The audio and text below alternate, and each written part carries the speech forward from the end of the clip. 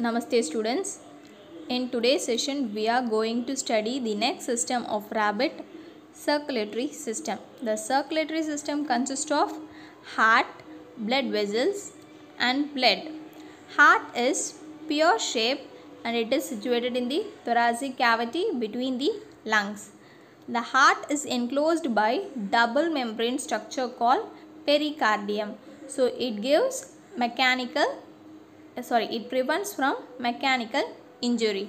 So the heart is four chambered, two auricles and two ventricles. The auricles are separated by interauricular septum and ventricle is separated by interventricular system. So you see here right auricle, right ventricle and left ventricle. So right auricle and left auricle is separated by interauricular septum and left ventricle and right ventricle is separated by interventricular septum. So this is your structure of heart in rabbit. So now we shall see the process of circulation. So the deoxygenated blood from anterior parts of the body and posterior parts of the body are collected by precaval vein. So from anterior parts, two precaval vein will collect the deoxygenated blood, and from posterior part of the body, one postcaval vein will collect the deoxygenated blood. So these two precaval veins are called superior vena cava, and then one postcaval is called inferior vena cava. So this two will opens into right auricle. From right auricle, the deoxygenated blood will reach to the right ventricle. From right ventricle, through pulmonary trunk, it reaches the lungs. So this pulmonary trunk will carry the deoxygenated blood to the lungs for purification. In lungs, purification takes place where the deoxygenated blood is converted into oxygenated blood. From lungs, pulmonary vein. So pulmonary vein will carry oxygenated blood to the left auricle. From left auricle, the blood will reaches the left ventricle. From left ventricle, systemic arch, aorta. So it is the largest blood vessel. So through aorta, the oxygenated blood will supplies to all the parts of the body. So this is the process of circulation. So what will happen? Now we shall see the valves. What are the valves present in between? So the right auricle will opens into right ventricle and it is guarded by auriculoventricular aperture with tricuspid valve. So see here right auricle and right ventricle. So it has auriculoventricular aperture in between and it is guarded by tricuspid valve. So through this tricuspid valve only the blood from right auricle will reaches the right ventricle, and in between left auricle and left ventricle bicuspid valve or midlateral valve is present. So it checks the entry of blood from left auricle to left ventricle. The next third valve is between the pulmonary artery and aorta. So in this region there is another valve called semilunar valve. So it all prevents the backflow of blood. So now we shall see the pathway of blood. So from various parts of the body. So this blue color is the deoxygenated blood and red color is the oxygenated blood. So from body the deoxygenated blood is collected and it reaches the right auricle. From right auricle it reaches the right ventricle. From right ventricle through pulmonary trunk it reaches the lungs where purification takes place. So the deoxygenated blood is converted into oxygenated blood. So the now pure blood from lungs will move to the left auricle. From left auricle it reaches the left ventricle and through aorta it reaches the all the parts of the body. So this is the process of circulation. The next system is nervous system. So the rabbit has three types of nervous system: central nervous system, peripheral nervous system autonomic nervous system. So the central nervous system consists of brain and spinal cord. So this is the major part of the nervous system. The next one is peripheral nervous system. So this peripheral nervous system will arise from the central nervous system. So the peripheral nervous system has 12 pair of cranial nerves and 37 pair of spinal nerves. So these cranial nerves and spinal nerve constitute and form the peripheral nervous system. So this peripheral nervous system is further divided into autonomic nervous system. So this autonomic nervous system consists of sympathetic and parasympathetic nerves. So here the immediate actions will take in the immediate response will be taking place in the sympathetic and parasympathetic nervous system.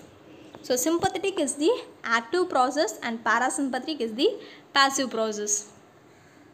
So now we shall study about the structure of brain. So the brain is situated in the cranial cavity and it is covered by 3 membranes: outer dura mater, middle arachnoid membrane and inner pia mater, and this is the structure of brain. Now we shall move to the brain. So the brain is divided into 3 regions: forebrain, midbrain and hindbrain. Forebrain. So forebrain is also called as prosencephalon. So it consists of olfactory lobe, cerebral hemisphere and diencephalon. So this cerebral hemisphere, there are 2 cerebral hemisphere, right? So this cerebral hemisphere are connected by the nerve tissue called corpus callosum. The next one is midbrain. So midbrain is also called as mesencephalon. So it consists of optic lobes. The last one is hindbrain. So hindbrain is also called as rhombencephalon. It consists of cerebellum, pons, varoli, medulla oblongata. So these are the different regions of the hindbrain. So we shall study in detail about these nervous system in the upcoming lessons. So this is the brain. It has olfactory lobe, cerebral hemisphere, diencephalon, cerebellum, medulla oblongata and optic lobes. These are the different regions of the brain. So next we move on to the urinogenital system. So urinogenital system is nothing but urino, which means excretory. Genital means reproductive. So the combination of both urinary and genital system is called as urinogenital system. So excretory system. So the excretory organ is called your kidney, and kidney is made up of number of nephrons in it. So the nephrons will separate the nitrogenous waste from the blood and it excreted out in the form of urea. So this is the process of nephron. So that nitrogenous waste from the blood will be collected and this waste material will be passed out as a urea. So now kidney. Kidney is red, dark red bean shaped structure and it is seen in the abdominal cavity. So this kidney will leads to the ureter. From ureter it reaches the urinary bladder. From urinary bladder urethra. Urethra is a thick walled muscular duct. From urethra it will reaches the external, it opens externally. So urethra will opens externally and the waste material is excreted. The next one is reproductive system. So the reproductive system is sexual dimorphism. Sexual dimorphism is both male and female sexes are different and they show the morphological difference. So that's why the reproductive system are sexual dimorphism in rabbit. Male reproductive system. So the male reproductive system consists of testis, seminiferous tubules, epididymis, vas deferens, urethra, penis. So testis. Testis is a ovoid in shape and it is enclosed in the scrotal sac of abdominal cavity. This testis will leads to the seminiferous tubules. So these are fine tubules which is present inside the testis and these fine tubules will combine and form epididymis. So epididymis is the coiled tubule and this will lead to the vas deferens. Vas deferens is the sperm duct. So from this vas deferens it reaches the urethra. So it is present below the urinary bladder, and urethra runs backwardly and passes into penis. From penis the sperms will be ejaculated into female reproductive system. So this is the process of male reproductive system.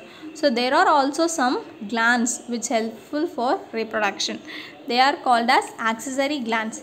So in male, prostate gland, Cowper's gland and perineal gland are seen. So they secrete hormones and it involves in reproduction. The next one is in female reproductive system.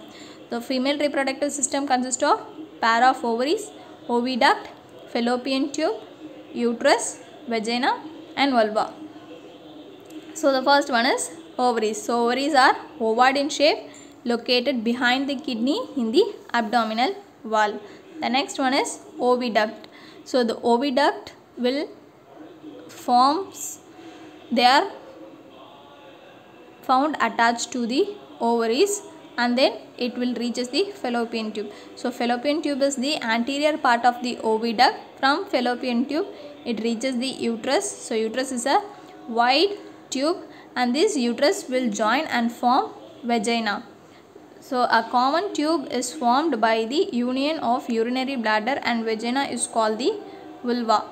So it serves as the common tube for urinogenital canal or vestibule. So it opens exteriorly out. So through vulva, so as I said, the ventral side of the female rabbit will be having a slit like opening in the called vulva through which the reproductive system opens. So in females also there are some accessory glands called Cowper's gland and perineal gland. So it helps in reproduction. So this is about your reproductive system in rabbit. So in this lesson we have seen the leech and rabbit. So we have seen the external morphology and organ system of leech and rabbit. You can clearly now understand the difference between the invertebrate and vertebrate systems. So all the process of digestion, respiration, circulation, nervous system, excretory system and reproductive system. So all these systems are different in invertebrate as well as in vertebrate. So they are different from each other. Thank you.